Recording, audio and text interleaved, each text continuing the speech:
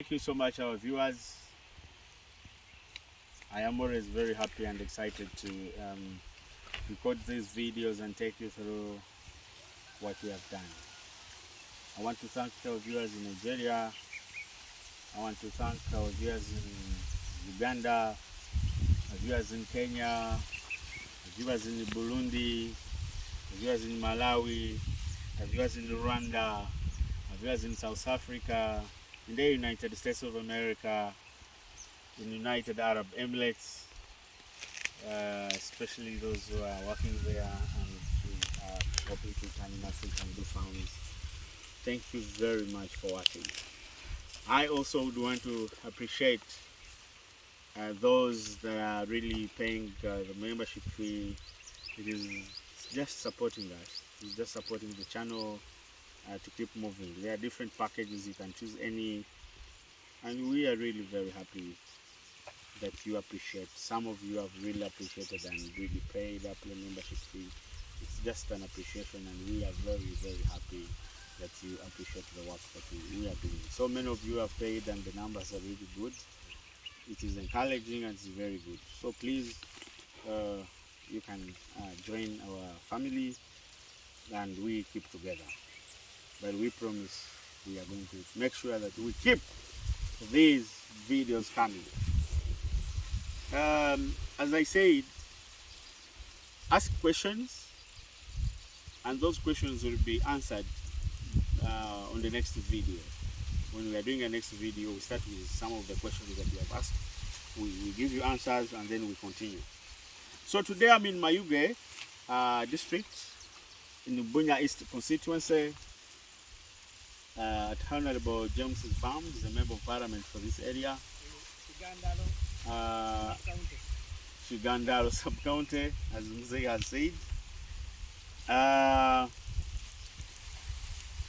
There is something that why I'm standing behind sugarcane plantation. Mzee, first come, I want to ask you a question.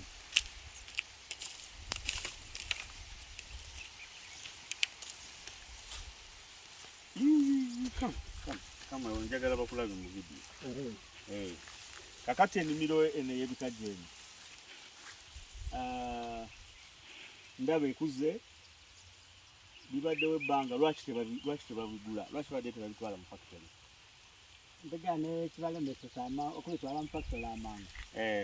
Ngeri yakufuna soko tule mu kamera wakulaba. Ekireetera okubitwala mu factory amangu. Ngeri yakufuna permit. Permit of supplying. Kubeere balina kuba permit emwikiriza okutema ebikadde maji abitunde. Okay. Bwaba kaali kufuna permit era bisigalako ebiri awo biba kutuuka kukala wajja okwedikiza nga bitaliira awo nga kyafunyeemu. So thank you very much. What Mzee is saying that I've asked him why we have this. It's a very big plantation, just that I'm standing here to get accessibility. But it's very big. It's like 17 acres. It's very big. But I asked him why is it that they have grown, they are mature to the time of being taken to the factory, but they are here. And his answer is the owner doesn't have the permit to supply the factory. And if you don't have the permit, you cannot supply. So eventually you let them dry, you let them stay in the garden until they dry up and you lose. So this is why I'm standing here on this plantation.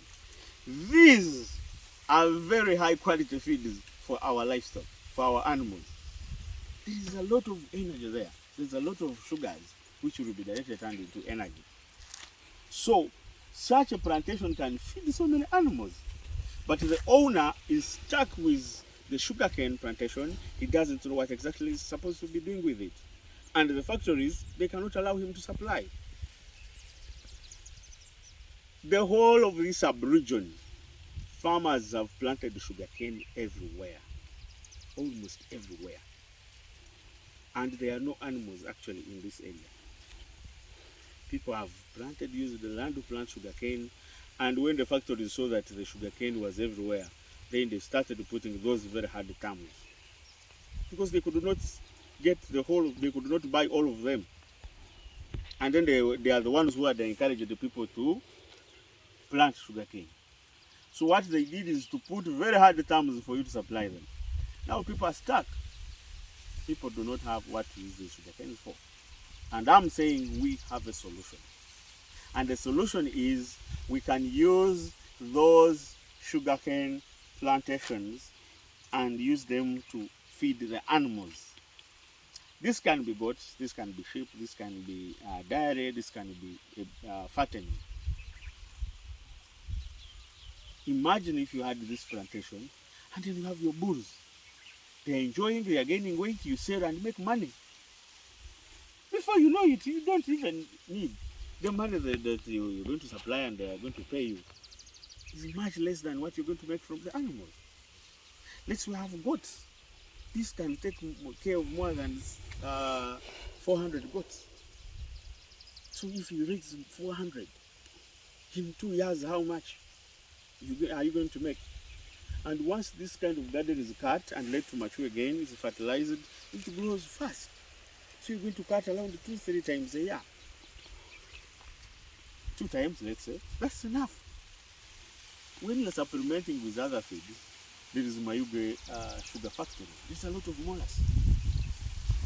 There's a lot of sugarcane bagasse. And let us leave alone the sugarcane themselves. When the factories, when you are supplying a factory, you are literally just taking the sugarcane. These tops, you normally cut something somewhere like here. So this top that remains up is left in the garden. So they will cut something like here and leave this in the garden and take this to the factory. So everywhere, this is waste.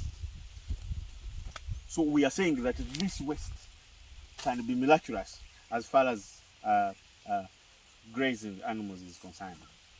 And we're saying this kind of initiative, once it is taken up, it is going to be a lot. The government of Uganda is advertising the parish development model, and I believe that this kind of initiative can be taken up in the parish development model and will help people in Soga sub-region.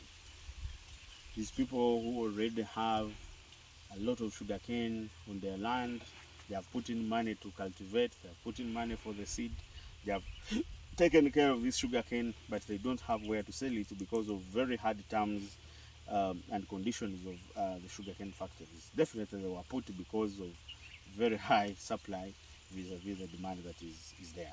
So I believe that as government, if you can come up and we utilize this chance that these people have already planted feeds. In many places the feeds are not there. So if I'm going to establish a feedlot for you, I will first tell you, please first grow the pastures.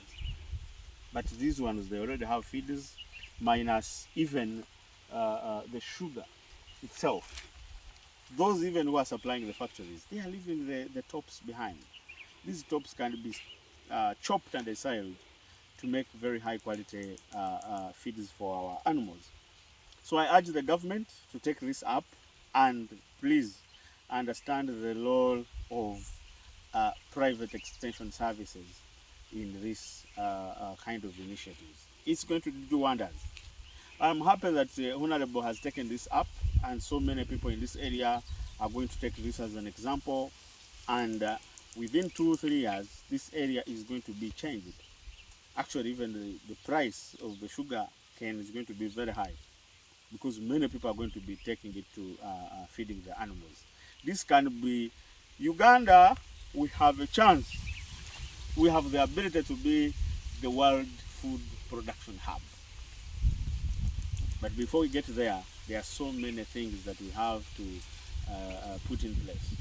The supportive government policies, incentives that the government can give to the farmers to make sure that they do these kind of initiatives, and technologies, innovators and researchers who always have to come up with very good research, very good innovations that can really help us produce highly.